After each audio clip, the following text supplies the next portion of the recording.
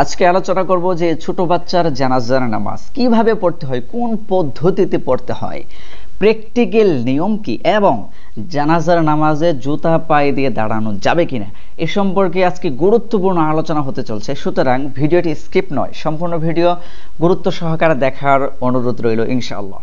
সম্মানিত দর্শক, সর্বপ্রথম আলোচনা করব যে ছোট বাচ্চার জানাজার নামাজ কিভাবে পড়বো। ছোট বাচ্চা ধরেন জন্ম হওয়ার পরে মারা গেছে, কিংবা 10 বছরের কম, 10 বছরের মধ্যে এরকম ছোট বাচ্চার জানাজার নামাজ আমরা কিভাবে পড়বো আজকে সেই প্র্যাকটিক্যাল নিয়মই বলে দিচ্ছি। সর্বপ্রথম আপনাকে পবিত্রতা হাসিল করে জানাজার নামাজে দাঁড়াইতে হবে। গোসলের প্রয়োজন হলে গোসল, অজুর প্রয়োজন হলে অজু করে আপনি নামাজের মুসল্লায় মাইয়িতকে সামনে রেখে আপনি দাঁড়িয়ে গেলেন। মাইয়িত আপনার সামনে উপস্থিত আছে, আপনি নিয়ত করলেন, অন্তরের এরাদা, অন্তরের ইচ্ছা করলেন যে আমি মাইয়িতকে সামনে রেখে আমি জানাজার নামাজ আদায় করছি। চার তাকবীরে ফরজে কিফায়া জানাজার নামাজ আমি আদায় করছি। নিয়ত করার পর আল্লাহু আকবার বলে কান পর্যন্ত হাত উঠিয়ে আমরা হাত বেঁধে ফেলবো ইমাম সাহেবের সঙ্গে।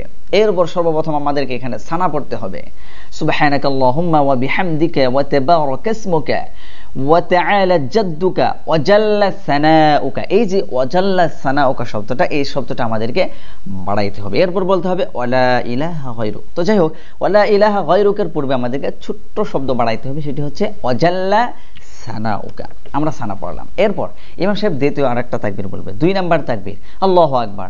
এখানে আমরা হাত উঠাবো না, আমরা প্রথমবার যে আল্লাহু আকবার বলে হাত বেঁধে ফেলেছি, এই বাঁধা অবস্থায় থাকবে সালাম ফেরানো পর্যন্ত। ইমাম সাহেব দ্বিতীয় তাকবীর বলার পর আমরা এখানে পড়বো হচ্ছে দরুদ শরীফ। আমরা নামাজের ভিতরে যে দরুদ পড়ি, দরুদ ইব্রাহিম, যেমন আল্লাহুম্মা সাল্লি আলা মুহাম্মাদ ওয়া আলা আলি মুহাম্মাদ কামা সাল্লাইতা আলা ইব্রাহিম ওয়া আলা আলি ইব্রাহিম ইন্নাকা হামিদুম মাজিদ। আল্লাহুম্মা বারিক আলা মুহাম্মাদ ওয়া আলা আলি মুহাম্মাদ কামা বারাকতা আলা ইব্রাহিম ওয়া আলা আলি ইব্রাহিম ইন্নাকা হামিদুম মাজিদ। এই দরুদ শরীফটা আমরা এই জায়গাতে পড়বো। তো 2 নাম্বার তাকবীরের পরে আমরা দরুদ শরীফ পড়লাম। এরপর 3 নাম্বার তাকবীর বলবে ইমাম সাহেব, আল্লাহু আকবার। আপনি মনে মনে আল্লাহু আকবার বললেন। এই 3 নাম্বার তাকবীরের পরে এই জায়গাতে আমাদেরকে একটা দোয়া পড়তে হবে। মাইয়িত যদি নাবালেগ ছেলে হয় সেক্ষেত্রে একটা দোয়া, এবং মাইয়িত যদি নাবালিকা মেয়ে হয় সেক্ষেত্রে কিন্তু ভিন্ন একটা দোয়া। আজকে 2টা দোয়া স্পষ্টভাবে বলার চেষ্টা করব। আপনি চাইলে এখানে আমার সঙ্গে বলে বলে আপনি মুখস্থ করে নিতে পারেন, কিংবা ভিডিওটি ডাউনলোড করে আপনি বারবার শুনে শুনে এটাকে মুখস্থ করে নিতে পারেন। আমি প্রথমেই বলছি, মাইয়িত যদি নাবালেগ ছেলে হয়, ছোট বাচ্চা, তাহলে সেক্ষেত্রে যে দোয়াটা পড়বেন সেটি হচ্ছে আল্লাহুম্মা ইজআলহু লানা ফারতান ওয়াজআলহু লানা আজরাও ওয়া যুখরাও ওয়াজআলহু লানা শাফিআও ওয়া মুশাফফাআ। এটা হচ্ছে নাবালেগ ছেলের ক্ষেত্রে দোয়া। এবার আমি বলবো নাবালিকা মেয়ে যদি হয় সেক্ষেত্রে 3 নাম্বার তাকবীরের পরে আমাদেরকে যে দোয়াটা পড়তে হবে সেটি হচ্ছে আল্লাহুম্মা ইজআলহা লানা ফারতান ওয়াজআলহা লানা আজরাও ওয়া যুখরাও ওয়াজআলহা লানা শাফিআতাও ওয়া মুশাফফাআ। সম্মানিত দর্শক, তো নাবালেগ ছেলে মেয়ে যেটাই হোক আমরা তার জন্য সেই দোয়াটা পড়ে নিলাম 3 নাম্বার তাকবীরের পরে। এরপর ইমাম সাহেব 4 নাম্বার তাকবীর বলবে, আল্লাহু আকবার বলার পরে আমরা উভয় দিকে সালাম ফিরিয়ে দিব ইমাম সাহেবের সঙ্গে। এই জায়গায় একটা বিষয় গুরুত্বপূর্ণ, সেটি হচ্ছে যে বিভিন্ন জায়গায় দেখা যায় ডান দিকে যখন সালাম ফেরানো হয় তো ডান হাত ছেড়ে দিচ্ছে, আর বাম দিকে যখন সালাম ফেরানো হয় বাম হাত ছেড়ে দিচ্ছে। না, নিয়মটা হচ্ছে যে উভয় দিকে সালাম ফেরানো শেষ হবে, এরপর আমরা 2 হাত ছেড়ে দেব। সম্মানিত দর্শক, এবার আসি জানাজার নামাজে জুতা পায়ে দিয়ে দাঁড়ানো যাবে কি না।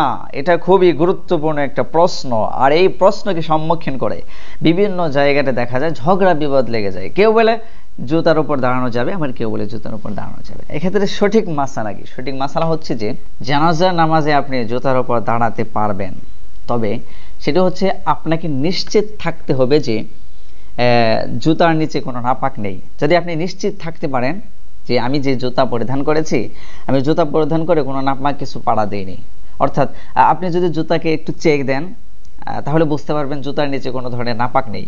শুধুমাত্র ধুলাবালু থাকার কারণে কিন্তু নাপাক হয় না, ধুলাবালু নাপাক নয়। এমনকি গোবর থেকে যদি ধুলা তৈরি হয়, গোবর পিষে রাস্তার ভিতরে পিষে ধুলা হয়েছে, এই ধুলা যদি জুতায় লাগে তাহলে কিন্তু জুতা নাপাক হয় না, কিংবা কাপড় নাপাক হয় না।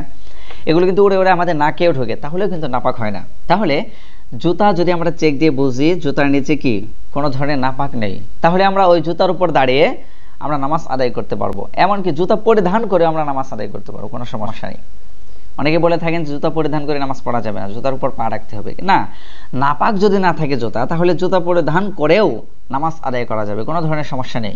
আর যদি আপনি বুঝেন বা অনুমান করতে পারেন যে আপনার জুতার নিচে নাপাক আছে, তাহলে কিন্তু ওই জুতা পরিধান করে জানাজার নামাজ আদায় করলে আদায় হবে না। সম্মানিত দর্শক, আল্লাহ পাক রব্বুল আলামিন যে আলোচনাগুলো করলাম আমাদেরকে বুঝার এবং সে অনুযায়ী আমল করার তৌফিক দান করুন, আমিন।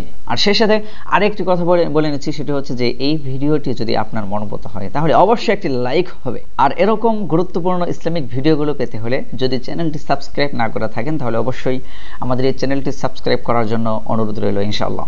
সকলে ভালো থাকবেন, সুস্থ থাকবেন, সকলের সুস্থতা কামনা করছি। ওমা আলাইনা ইল্লাল বালাগ। আসসালামু আলাইকুম ওয়া রাহমাতুল্লাহি ওয়া বারাকাতুহু।